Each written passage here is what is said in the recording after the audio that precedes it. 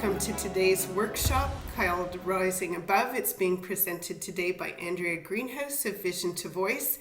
My name is Lynn Ladd, and I am honored and privileged to be representing the Ottawa Board of Trade today. Today's workshop is part of the Workforce Confidence Initiative, a program that we are working on with our partners at Ottawa Tourism.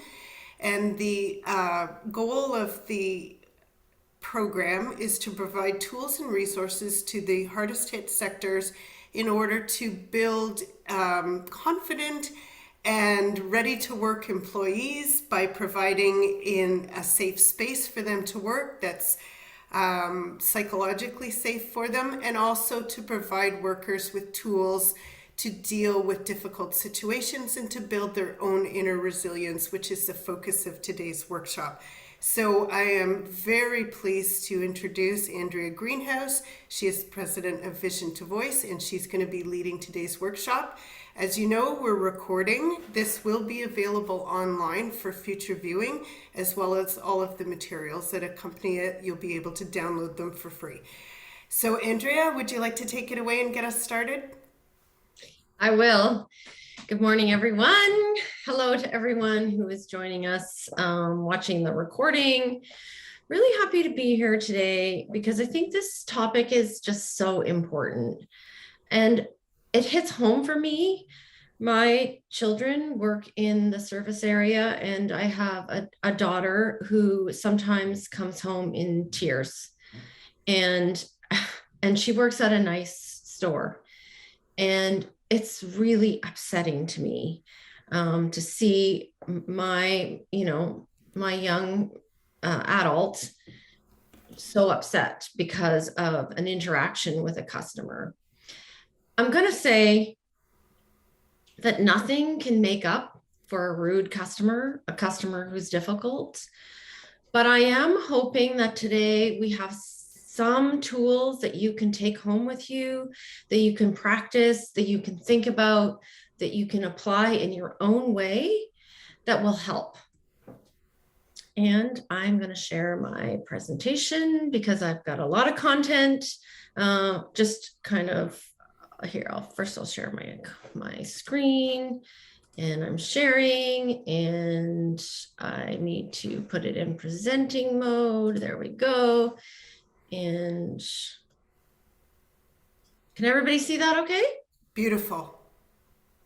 So I also changed the title of this presentation to Strategies for Managing Tough Customers in Stressful Situations. But the original title, or the other title, Rising Above, is really how to manage those situations and not have them ruin your day or make you unhappy in your job. So today there's three kind of major topic areas.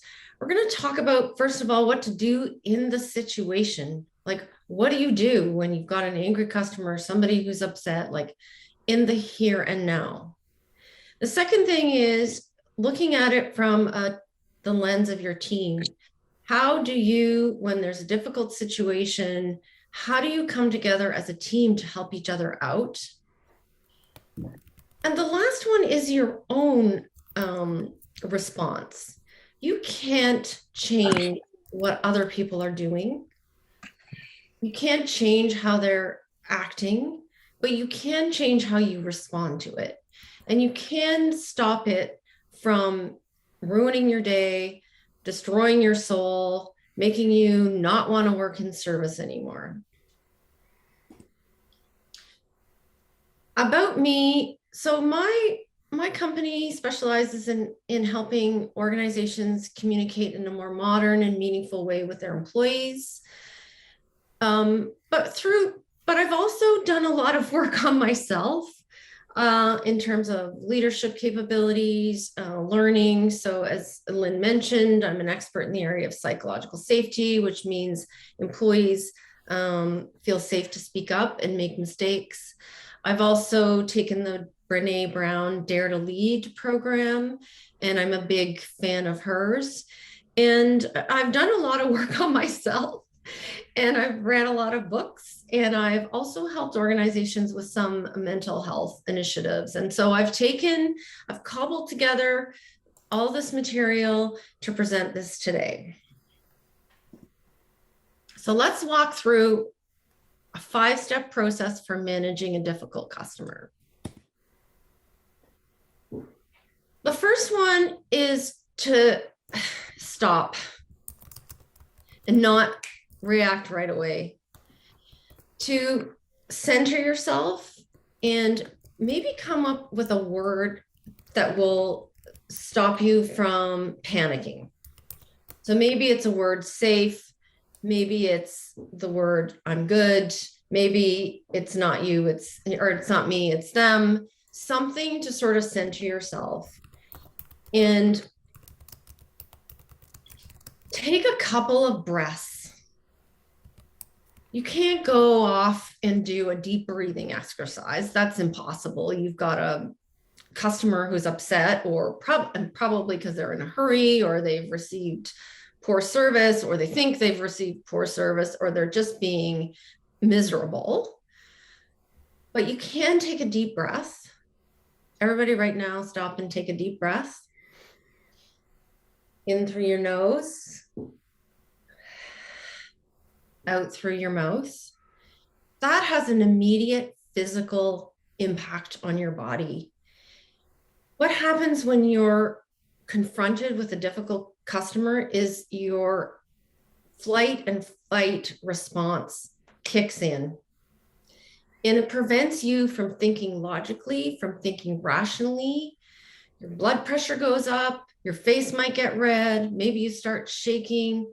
That response is completely natural. But that 1 or 2 deep breaths can help calm you on a physical level. So that's step 1. The next thing is to practice empathy. This one is going to be hard, and I have a bunch of slides and I have a video on this. When your customer's emotions are high, it's important that you stay calm and be sympathetic to them. So you have someone who's not being very nice. Your immediate response is to put your guard up. But you have to think about maybe something's going on with that person, and you have to show empathy to them. They are probably a good person having a bad day, and they are not mad. They are not angry. They are not bullies. They are feeling angry. They are feeling mad. They are feeling impatient. So you have to separate how they're feeling from that person. And it's really important because that's often just what people want, right? They want to be seen. So one of the things that you can say is, I can see that you're mad, frustrated, or upset. So connecting with them and their emotions is important. So empathy, I'm a big Brene Brown fan. Have I said that yet? Empathy is, I love this quote. It's simply listening, holding space, and withholding judgment. Your immediate judgment when someone comes in and is angry or impatient is, this person is a bully, or he's mean, or she's a bitch, right? You have this judgment about this person. And just connecting with them and communicating with them in a way that says, I see you. Who hasn't been in a traffic jam and been impatient? Who hasn't been angry that they got bad service? Anyone with a cell phone probably has gotten angry at the cell phone service, right? We've all been there. So put yourself in the shoes of your customer and think, oh, I've been there before.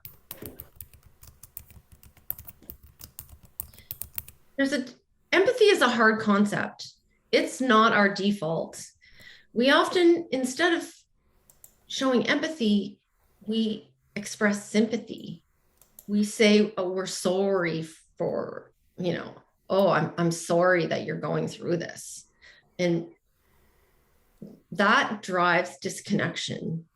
Instead, feel with them. I remember when my cell phone bill was not the right, they charged me for the wrong thing, and it took me 5 hours to get through to customer service.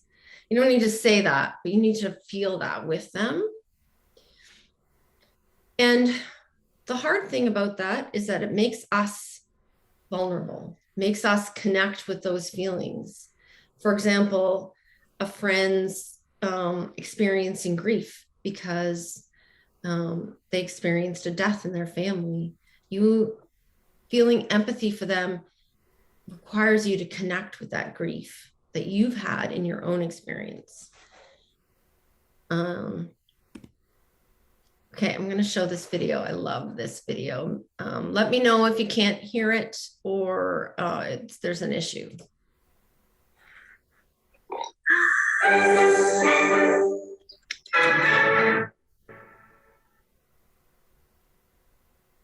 So what is empathy, and why is it very different than sympathy? Empathy fuels connection. Sympathy drives disconnection. Empathy, it's very interesting. Teresa Wiseman is a nursing scholar who studied professions, very diverse professions where empathy is relevant, and came up with 4 qualities of empathy. Perspective taking, the ability to take the perspective of another person or recognize their perspective as their truth. Staying out of judgment, not easy when you enjoy it as much as most of us do. Recognizing emotion in other people and then communicating that. Empathy is feeling with people. And to me, I always think of empathy as this kind of sacred space when someone's kind of in a deep hole and they shout out from the bottom and they say, I'm stuck, it's dark, I'm overwhelmed. And then we look and we say, hey, climb down. I know what it's like down here, and you're not alone. Sympathy is, ooh, it's bad, no, you want a sandwich? Empathy is a choice, and it's a vulnerable choice, because in order to connect with you, I have to connect with something in myself that knows that feeling. Rarely, if ever, does an empathic response begin with at least. And we do it all the time, because you know what? Someone just shared something with us that's incredibly painful, and we're trying to silver lining it. I don't think that's a verb, but I'm using it as one. We're trying to put the silver lining around it. So I had a miscarriage. Oh, at least you know you can get pregnant. I think my marriage is falling apart. At least you have a marriage.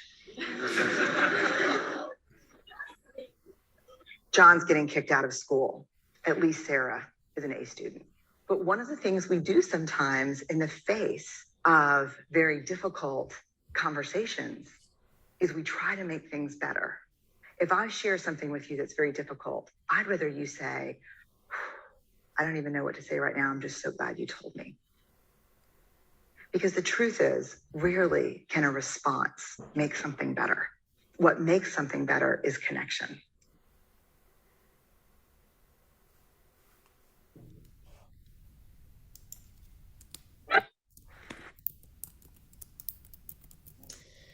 So I know practicing empathy isn't probably something that you've thought of or what would naturally be your first response, but connecting with someone and understanding how they're feeling is, to me, the first or the second step. First step is center yourself and breathe. Second step is try to connect with how people are feeling and show that you understand how they're feeling. Don't silver line it. Don't express sympathy. Just connect with them. The next step is to demonstrate generosity. And what I mean by this, generosity is really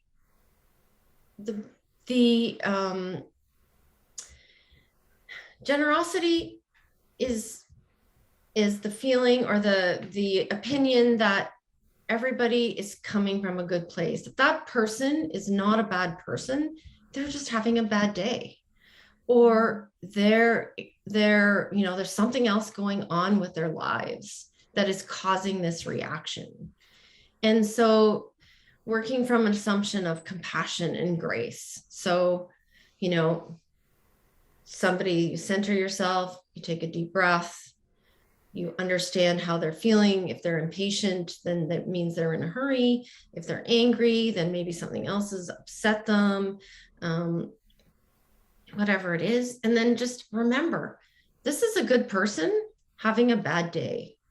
There's most people are good people. They just don't always show it. So that generosity is really extending an interpretation, a positive interpretation of that person.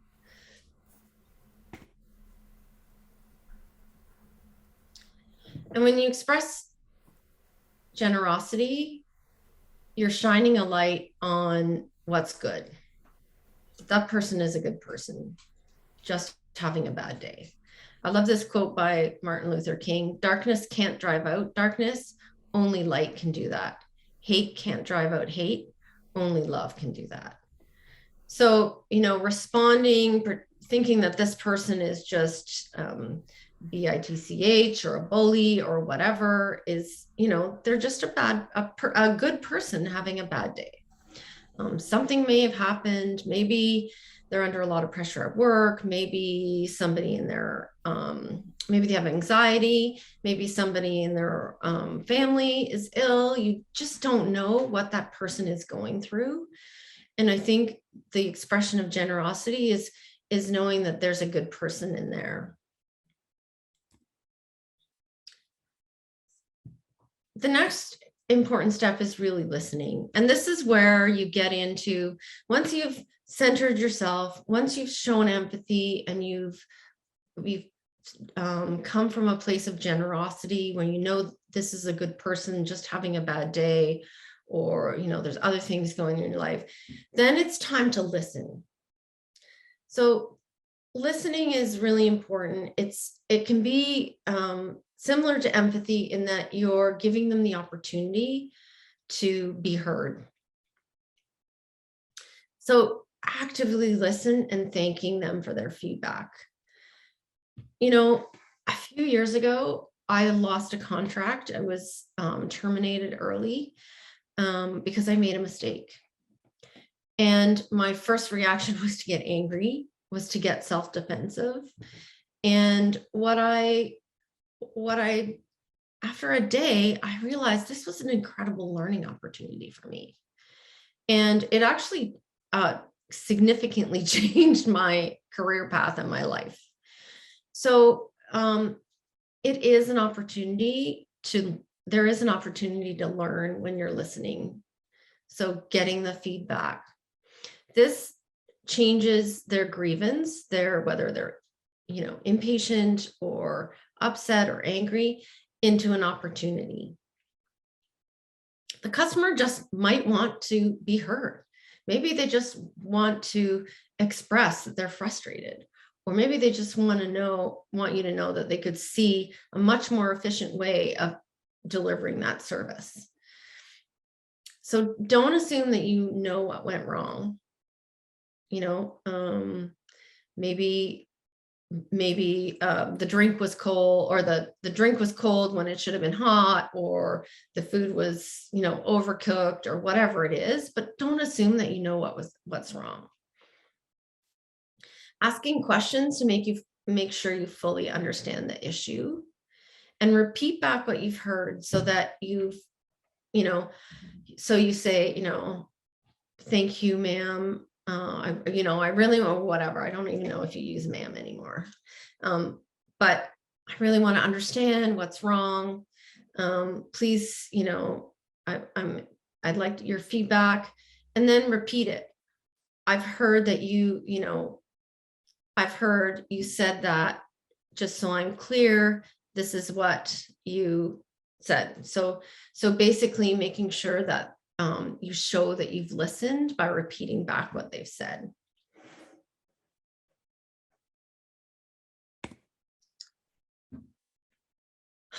And in a stressful situation, it's hard to listen. You're in that fight or flight mode. And so it's really hard to key in and listen carefully. And our default is to be defensive. And most people just don't listen with the idea that they're going to understand, but they listen to reply. So don't be thinking about your response. How am I going to respond to this? How am I going to just sit and listen to them and let them be heard? So here's an active listening technique. It's called RASA, which stands for receive, appreciate, summarize, and ask. So I'm just going to flip through these quickly, but basically receive. So be present, look at the person, avoid getting distracted by, oh, I need to respond to this, or this is screwing up my day, or whatever. Try to filter out other sounds and don't interrupt. Let them talk. They're going to be angry, they're going to be talking, and you're going to want to interrupt them. Just let them have it out. Show that you're listening with active body language and posture, use encouraging words, nod your head, show curiosity, be receptive to whatever they're saying. Summarize what you've heard. I talked about that just a minute ago. Demonstrate that you understand what they said. So what's important here? So I hear you're saying that. This is what you're saying. This is the issue. And then if you're not entirely clear, ask for more details, clarify, and use open-ended questions. Is there anything else that you could tell me about this experience? Is a good example of an open-ended question. And then the last thing that you need to do is solve. And again, our reflex is to, that flight or fight response. It's to be defensive, but put the problem, I love this analogy, or this way of this framing, is to put the problem in front of you, not between you. So if you're sitting side by side with someone, the problem is in front of you. It's not in between you. So think objectively about the problem. So this is the problem that we have. Offer options to rectify the situation. So make sure that the customer hears what you're offering in terms of a solution. So for example, the drink was hot and it should have been cold, or the drink was cold and it should have been hot. Is there a solution to that? The person's had to wait in line for 20 minutes. What's the solution to that? And make it really clear what the steps in resolving the problem are.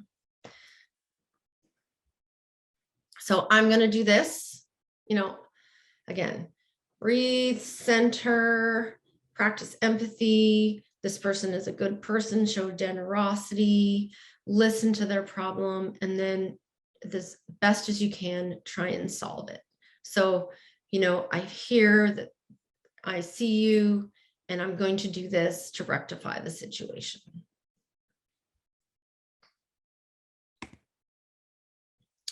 So be helpful and focus on making their day better. So this person's having a crappy day, they get mad, they're impatient. What can make that person's day better? Once everything is hammered out, make sure you thank the customer for bringing the problem to your attention. Again, this lesson that I learned myself, I'm grateful for it. Thank you. We have this idea that feedback is something to be pushed back against, when it's really an opportunity to learn. It's an opportunity to learn, improve, and grow. So thank the customer for bringing the problem to your attention, and it shows that you value their opinion and their business. It also ends the whole ordeal on a good note and should make the customer feel appreciated and heard. That's all people really want. They want to be heard. They want to be appreciated. So again, this 5-step process, it may not diffuse every situation, but I'm very confident that it can help turn around a lot of difficult customers. Now we're going to talk. Okay, so I see we've just got Steve on here, plus the team from Ottawa Board of Trade, but I was wondering if you want to have a discussion about what you've learned, what you think would work for you, and maybe what's missing. I have Good a morning. question. Oh, sorry, Steve, go ahead. Good morning, everyone.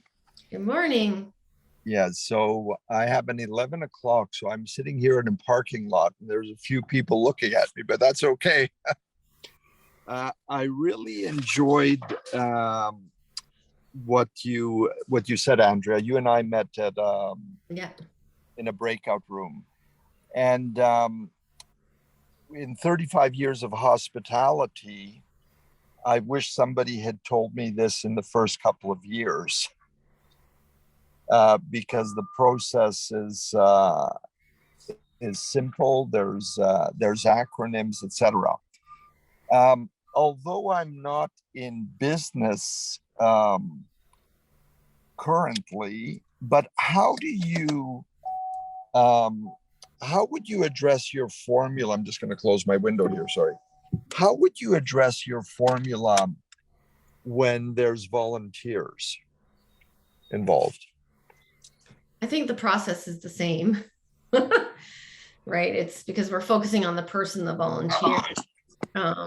You mean a volunteer who's dealing with a difficult customer?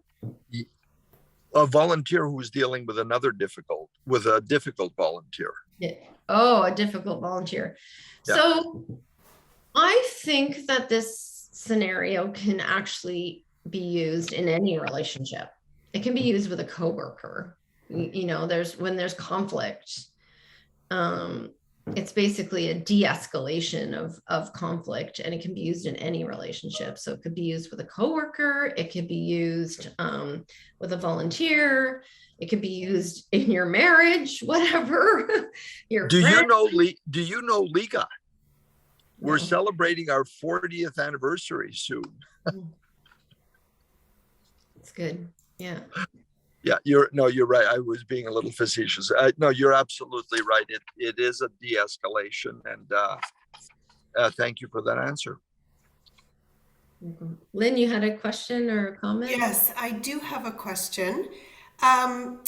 Looking back on my long career in retail and understanding exactly what kind of scenarios can happen, what would you recommend to employees in restaurants and stores and hospitality and attractions and all kinds of other businesses in terms of arming themselves before one of these scenarios happens to have a conversation with their employer to understand what they can do ahead of time to arm themselves? Do they ask about what kind of policies they can implement? How do they get empowered to help out the customer that's dissatisfied ahead of time? Does that make sense? Yes, it's covered in the next section. Oh, sorry. But it's important. And as I was going through this, it is, and maybe I should have put this first, and as I was waiting to sort of start this, I was reading a book, and they were talking about how to empower your frontline workers, right? But so let's get into the sort of the team side of things, the team response. So I really believe that it's important to support each other, because this situation that happens it'll bleed into the rest of the team. There's no containing it. Somebody is upset, the whole team is going to know about it at the store, in the restaurant, wherever. So if when there's a conflict, like have a norm, which is sort of a first step to coming together, when there's a difficult customer. So establish a norm, like a centering word that everyone can focus on and use to come together, like team or, good day or whatever. Just, if they're, for example, if it's a restaurant, in the back of the restaurant where the servers sort of are doing a lot of the work, the plating or whatever, like just so everybody knows there's an issue and that we need to support each other.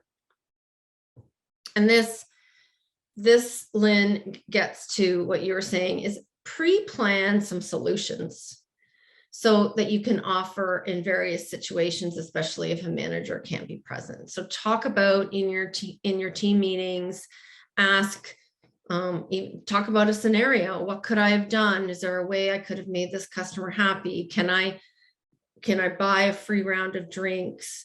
Can we have, now they have phones where sometimes people, I know I've been in Sephora or whatever, and they'll come around and there's a big lineup and someone will come around and say, oh, are you paying with a credit card? I can take you right here.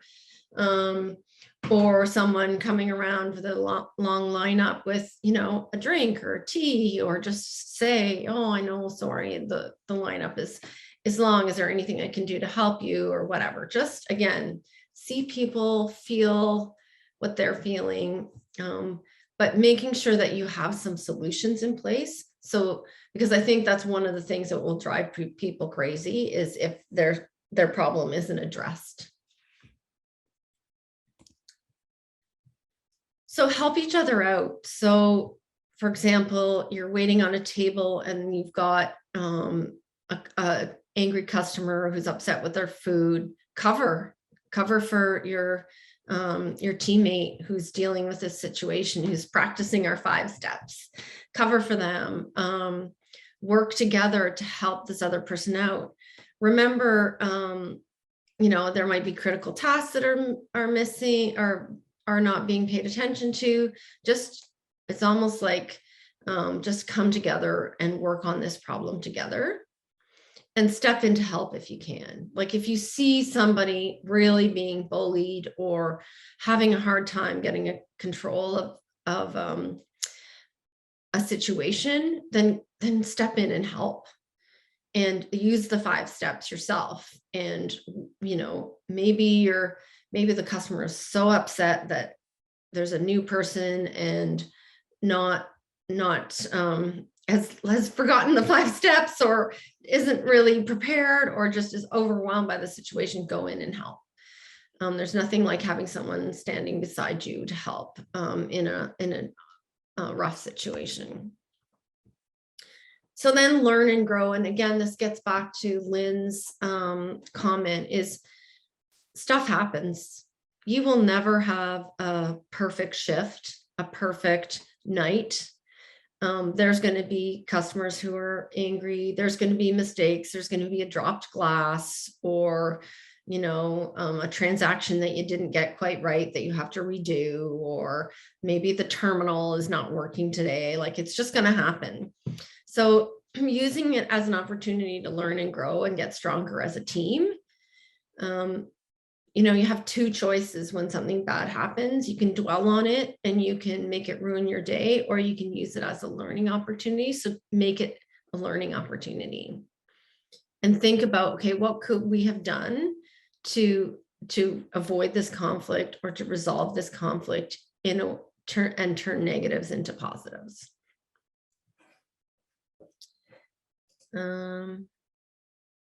After it's over, this is really important too. Actually, I think I've said a few times, I'm a Brené Brown fan, and she put herself through graduate school serving tables. And she's a highly emotional person.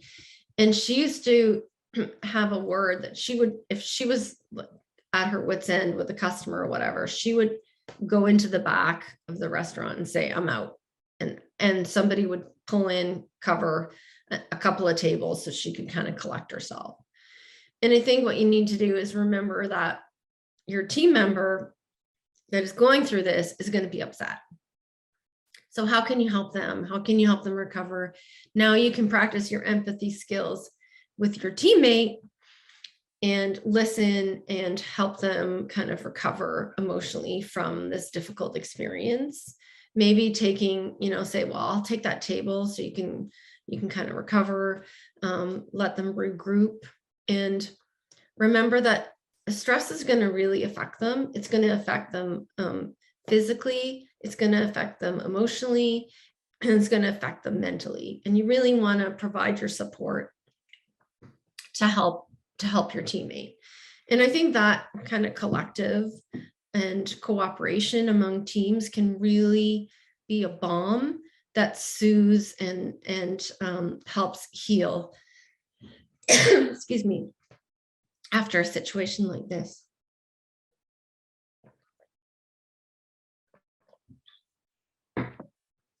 Talking too much.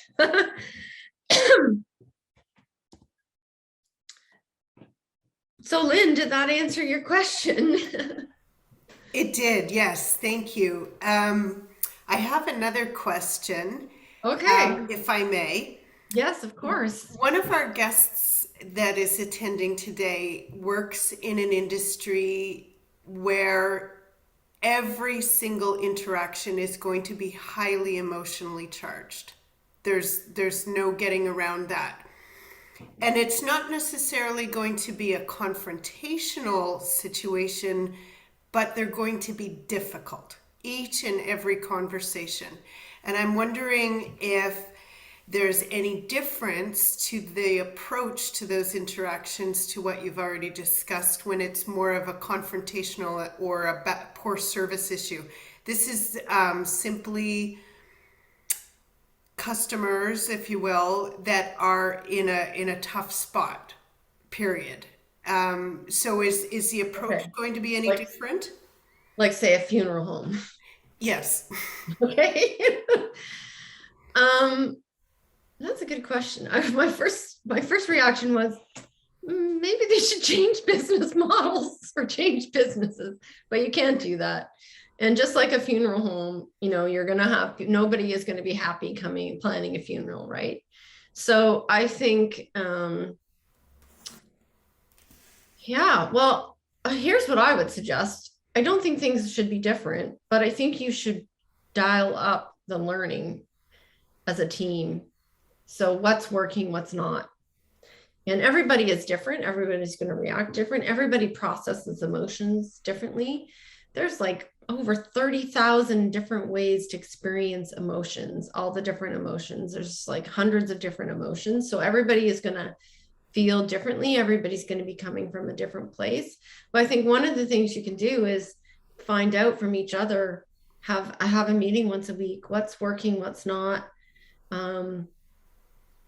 role play, scenario play, figure out what responses, like what are some of the things that I can say that or do that will help people and make this process easier. So that would be my recommendation. So again, going back to what we learned in the workshop on building a resilient team, there's an onus on the employer to equip the team with the tools. It's not just their responsibility to learn how to deal with these situations. Yes, exactly. And learn from allow them to learn from each other and be curious about, again, stuff's going to happen. People are going to be in a negative frame of mind. And so making sure that you're ready for that and that you learn, we all learn in our roles how to make an event better. Well, this didn't work this time. Let's try this. That worked. Let's do more of it. Let's find out why it worked. So really kind of turning on that learning component in your organization would be key. And I think my final comment would be, and again, looking back to my many years in retail as a manager, I think a lot of the stress for people in these frontline type of positions is that they do not feel empowered to solve the problems. Yeah. And really what needs to happen in the workplace is that employees need to be educated about what their options are at all times.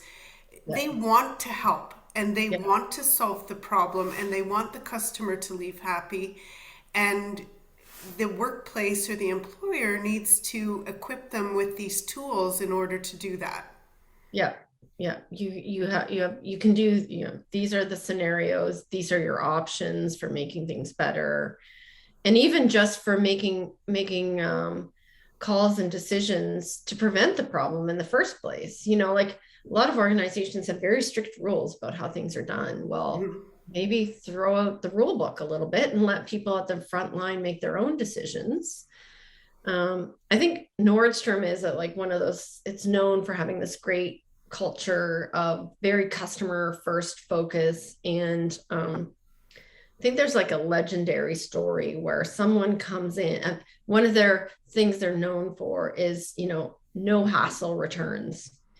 And someone came in with a set of tire irons wanting to return them. And, Nordstrom is like high fashion clothes, high-end, luxury goods. And this person wanted to return tire irons, and the person didn't bat an eye and took them back and gave the guy the money back. I don't know how this happened, but that's kind of like one of those legend stories about, like next level customer service. But again, the person has to be empowered. So you're absolutely right. And I think a lot of these confrontations and issues wouldn't happen if that were the case. Now I want to talk about kind of how to reset and refocus after a difficult interaction. When we were talking about this workshop, we were talking about how, like, it's like that old, it's not you, it's them. And how do you make sure that this doesn't become a soul crushing experience? But you can have one difficult interaction and it's not going to ruin your day. And I hope this section really helps people in their, just generally manage difficult situations and improve their confidence and courage. So one of the books I love, Brene Brown books, is called Rising Strong. And this is a quote: "We can't rise strong when we're on the run." So if you're running from the situation, if you're panicking, if you're upset, you can't rise above this situation. So one of the first things I recommend is to set boundaries. So boundaries are made of yes and no, and they're a system that we use to make decisions.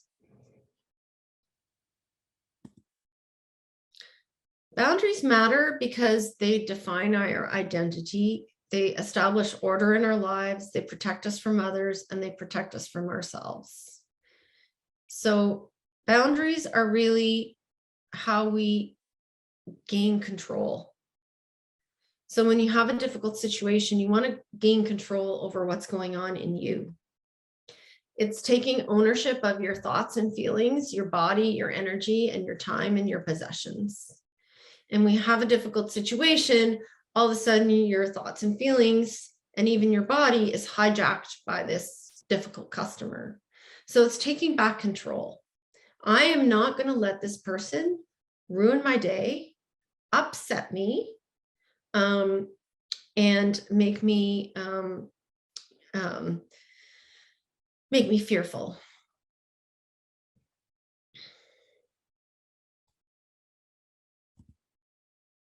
The second one is resilience. There's been a ton of talk and research, and this is one of the buzzwords from the pandemic is resilience. But what is it really?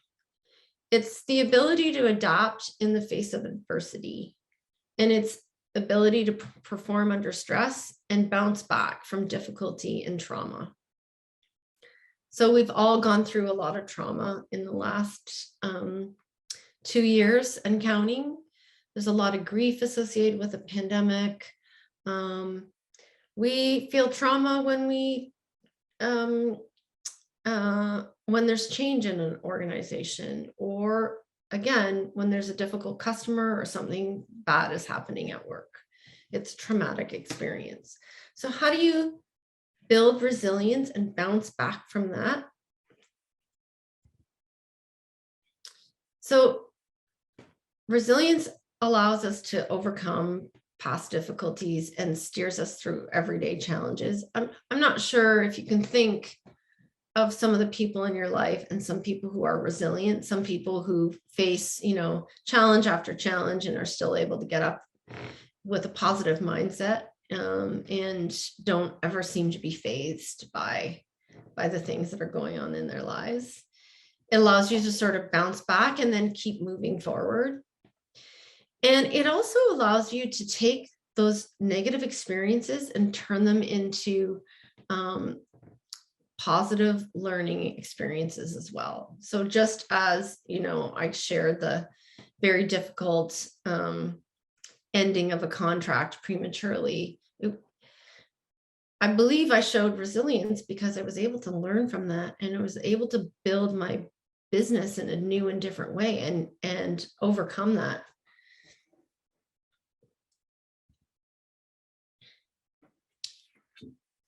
So what are the keys to being a resilient person?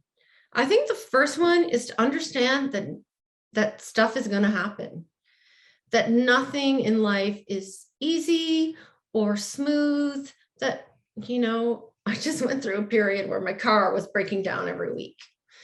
That happens. Things don't go as planned. There's going to be setbacks. So understanding that that's a part of life and that it's part of who we are as humans. We have these high expectations of ourselves. My car is always going to run smoothly. I'm going to have like a knock it out of the park day every day at work. And I'm never going to have days where I'm really unproductive or whatever it is. This is just part of life. And you see a lot of people who lack resilience who say, why me? And, why did I lose that contract? Why did I, why do I get all the tough customers, right? Instead, they ask, and so resilient people ask, why not me? They understand that there's going to be bumps in the road, that they understand that things are going to happen.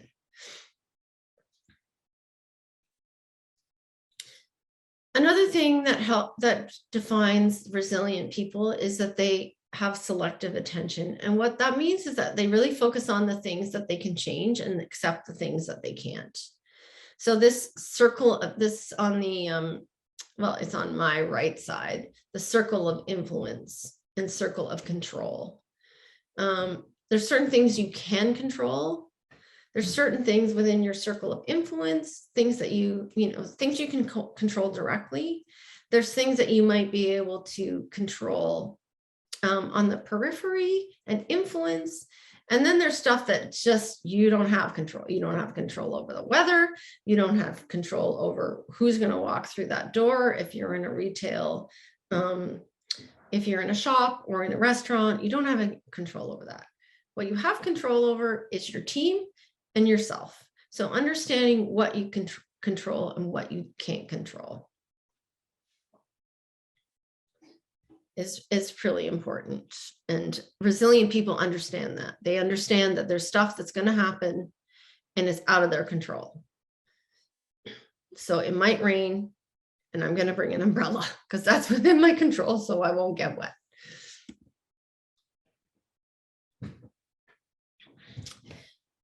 You know what, I'm just going to go back to the resilient thing because we have a bit more time, and I've done a lot of work in the area of resilience because I believe that there's resilience in organizations as well. And I believe one of the things that is really important to building resilience is to have like a clear set of a clear purpose and strong values. So when we live our purpose and we understand why we're here and what we're doing, for example, I'm here to serve customers. I'm here, if you're in a shop, I'm here to help people make smart choices about their their wardrobe, or I'm here to provide respite from every day with a nice coffee shop or whatever it is. People having a purpose and understanding that purpose is really important. Having a goal is also important. Resilient people can, if they've got their mind on a goal, they can focus on that and let the distractions and things that are outside of their control not affect them. So for example, resilient people, marathoner.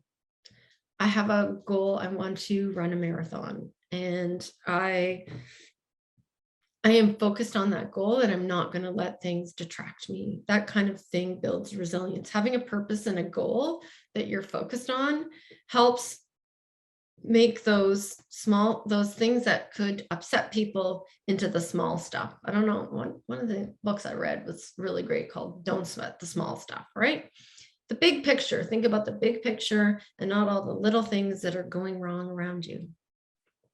So those are some other ways that people can build resilience, is by having a clear goal, leaning into your values, and understanding kind of the big picture is also really important.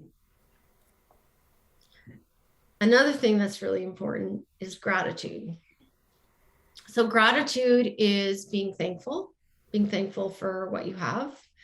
And I'm not suggesting people say, well, I had 10 grumpy customers today, but I'm really grateful I still got a paycheck.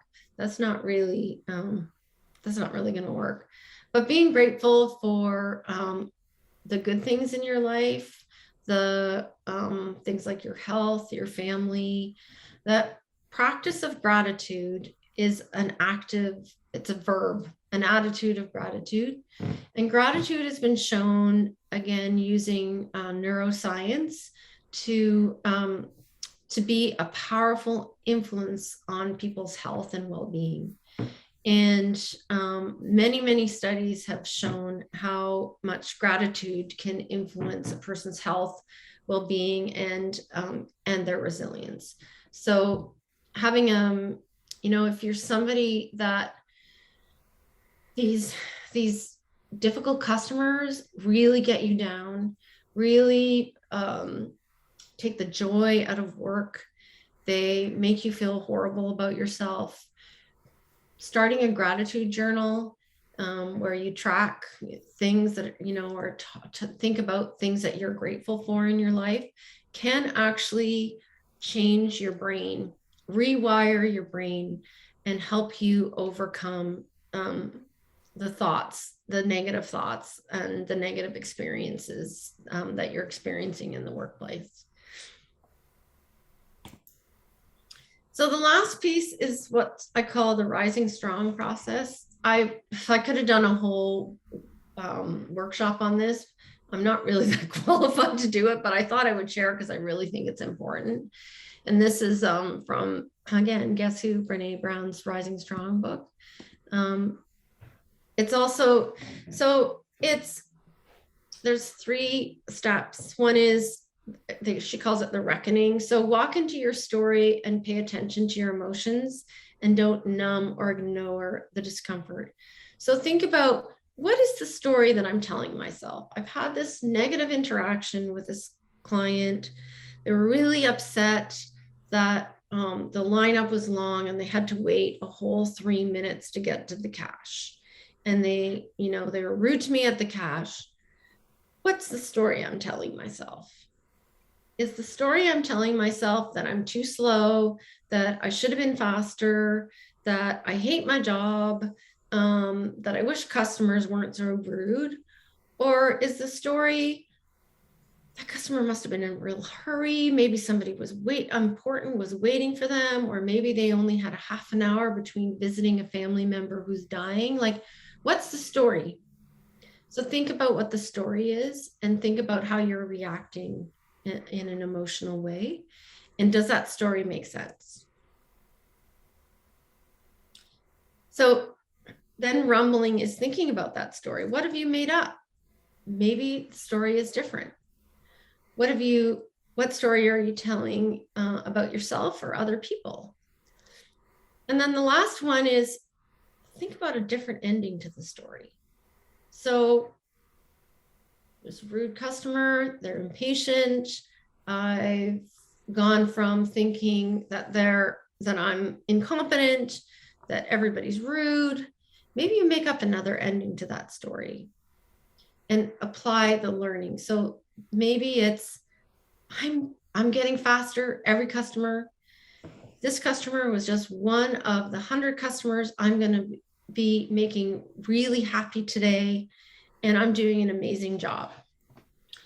So it's really thinking about the frame, because we make up stories in our heads, and we have an upsetting situation and we can dwell on it and we can think the worst. We actually have a negativity bias in our brain. Our brain is focused on the negative. So you can have 100 great customers and one crappy customer, and your brain will focus on that crappy customer. And it's because our brain are wired for threats. So overcoming your negativity bias through the Rising Strong process is an important way of making those 99 customers that were really nice the story that makes your day. And I believe that's it. Now time to chat. What'd you think? Anything that resonates with you? Any questions? Anything that I didn't think of that I should have mentioned? So I'm just going to share, Andrea, that literally the very last point about rewriting a new end to that story in your mind. I wish I had been introduced to that concept decades ago, because I could see myself behind a cash register making up things in my head that I'm too slow, I didn't do this right, when really the story I could have been telling myself was I'm getting faster, or I have helped X number of customers today. Boy, that really hit home with me for sure. I thought that was a really great tip to end on. I think that the content that you have shared today and these tips and these strategies are amazing. I feel like this is not an overnight switch on and off. This is a process that people have to go through. Am I correct? Yeah, it's a practice. And it's something, so everybody should have a workbook. There's the downloadable workbook to practice and review and think over. There's also resources to explore. But yeah, it's a practice. And like, this is not easy. That you don't attend this and then, oh, everything's going to be okay. It's a constant practice. But I think remembering these strategies is going to be useful for people in terms of dealing with these stressful situations. Absolutely. And it was interesting to me to hear you talk about, resilience being a buzzword of the pandemic, and it absolutely was. But you've really unpacked what that means, I think, for people that have not had the opportunity to have someone sit down and explain it to them. And, and in Ottawa in particular, not only did we have the pandemic to deal with, but all of the other associated events, like the truck convoy that came through that made so many of our frontline workers in retail and hospitality and tourism so uncomfortable and so fragile, perhaps. And of course, the potential for another event happening this weekend. I think this was really, really timely information as well. I did just want to check in with Clara. Clara, did you have any specific questions that you wanted to ask Andrea while we're on the call today?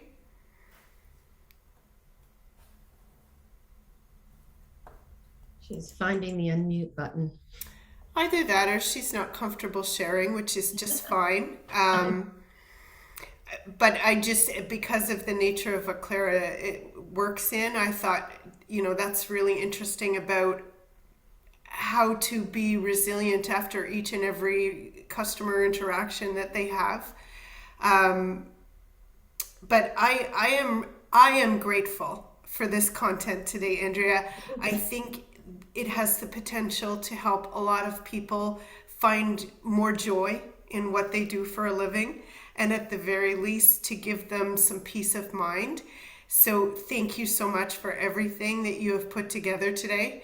I will remind everyone that we will have the recording online sometime later today for repeat viewing, or to share with your coworkers or with your employers.